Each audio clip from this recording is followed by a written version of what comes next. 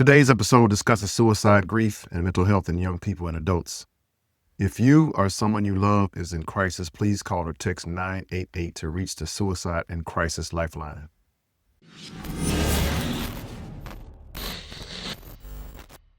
This conversation may be emotional, but it could also be life-saving. Now, before I even get into today's episode, I need to tell you that I'm heavy.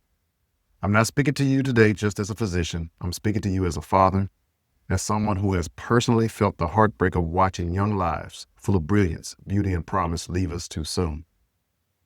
This episode is not easy, but it's necessary. We're talking about suicide and mental health, not as a statistic, not as a headline, but as a reality that has touched too many of us far too closely. Recently, we lost Kyren Lacey, a wide receiver for the LSU Tigers. Just a few years ago, we lost Arlana Miller, a brilliant, vibrant cheerleader at Southern University, a student I knew personally, a spirit I felt, and a loss that shook us all. She would have walked across the stage this May, graduating from Southern University and A&M College here in Baton Rouge, Louisiana. These aren't just names. These are our children, our students, our future. This episode is for the parents, the teachers, the coaches, the students, the leaders, the neighbors. It's for anyone who has ever said, but they seemed fine yesterday and found themselves drowning in questions today. Let's talk about suicide, not in whispers, but in truth. Let's start with what the numbers tell us, because behind every number is a face. According to the CDC, suicide is the second leading cause of death among youth and young adults ages 10 to 24. But what's deeply alarming is the rise among Black youth. Over the past 2 decades, suicide rates among Black children ages 5 to 12 have nearly doubled. Black boys between ages 10 and 19 are now more likely to die by suicide than their white peers. And Black women, particularly between the ages of 18 and 30, are reporting higher rates of suicide ideation, often without support, due to stigma and a lack of cultural competent care. And let's not forget our elders. The highest suicide rate in America are found in white men aged 85 and older. This is not just a race problem. This is not just a youth problem. This is a human problem, but if we don't name the disparities, we can't close the gaps. Why is this happening? Mental health doesn't exist in a vacuum. It's impacted by trauma, isolation, social media pressures, untreated depression, anxiety, bullying, discrimination, financial stress, and yes, access to firearms. But in the Black community, we carry extra weight. The stigma around therapy, a historical distrust in healthcare, and a generational pressure to be strong, even when we're breaking inside. And here's something we have to say out loud. The phrase I hate, that suicide is a permanent solution to a temporary problem. That is one of the worst statements that I've ever heard. Because for someone in that moment, their pain isn't temporary, it is everything. It's overwhelming, it's unshakable. They don't see a way out. So let's refrain from it.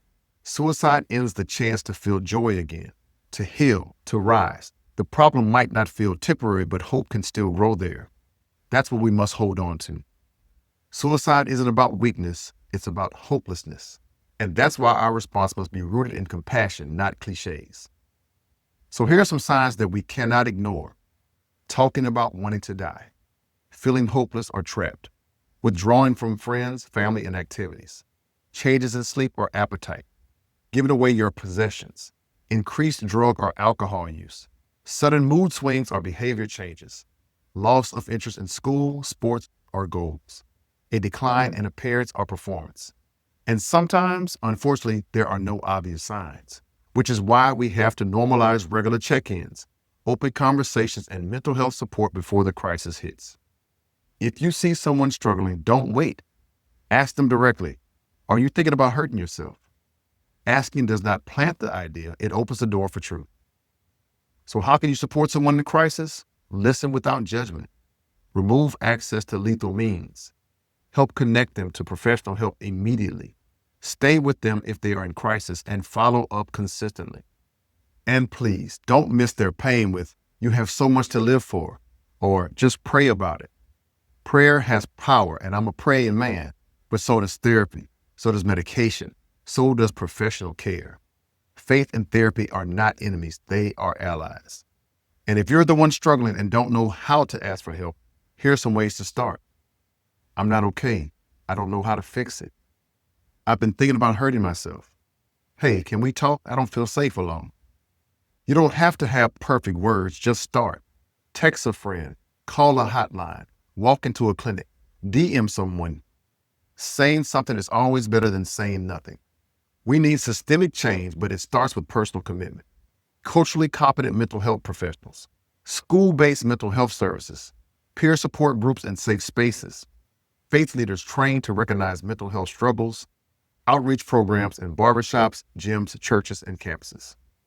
Mental health checkups should be as normal as a physical exam.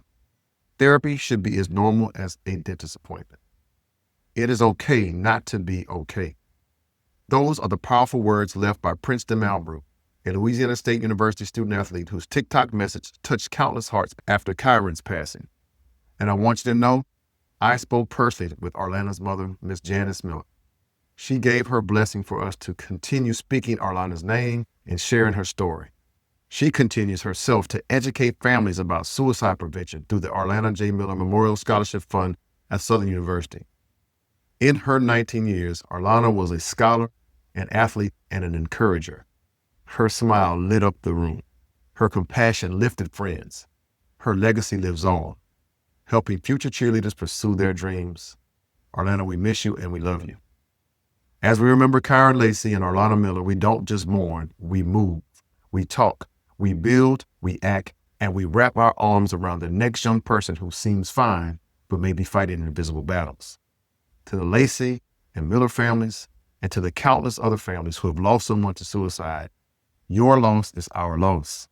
Your pain is ours to carry with you. Your children mattered, and they still matter. And if you're listening right now and you're struggling, please hear me. Your life has value. Help is here. Hope is real. You are needed. Your light is needed. Your story is not over. Before I leave, I want to share some powerful resources that you can use. 988 Suicide and Crisis Lifeline. Call 988 or text 988 if you're in crisis. The Crisis Text Line. Text HELLO, hello to 741741. Black Men Heal at blackmenheal.org. The Boris Lawrence Henson Foundation. Therapy for Black Girls at therapyforblackgirls.com. Therapy for Black Men at therapyforblackmen.org. The Steve Fun Org. National Alliance on Mental Illness, NAMI.org. Locally, reach out to your university counseling centers if you're in school, your community health clinics, or your primary care provider. The book I'm recommending for this month is Rest in Power, The Enduring Life of Trayvon Martin, a reminder that even when tragedy strikes, purpose can rise. The song I would like you to listen to this month is Umi Says by Mos Def, because even when the night feels endless, you are called to shine your light. Thank you for listening. I'm praying for you all. Join us every Sunday for a new episode of The Remedy with Dr. Rani Whitfield. You can find me at www.h2doc.com, Spotify, Apple Podcasts, or wherever you get your audio fix. And remember, we are born looking like our parents, but we die looking like our decisions. Let's make better ones together. And remember, if you or someone you know is in crisis, please contact a licensed mental health provider or call 988.